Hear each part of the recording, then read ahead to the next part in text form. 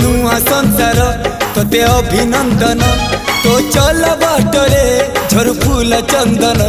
तो चल बाटरे झर फूल चंदन समयर चक्का भौरी घुरे घुरे फूले कांदनालो चढ़ीबु तू फूल सवारी धीरे धीरे फूले कांदनालो बाहादर सुख परा विधाता देइछि तोते विरह वेदना सबु सहिबाकु हवा मते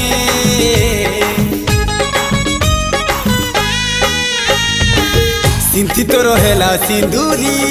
धारे धारे फूले कांदनालो चढ़ीबु तू फूल सवारी धीरे धीरे फूले कांदना।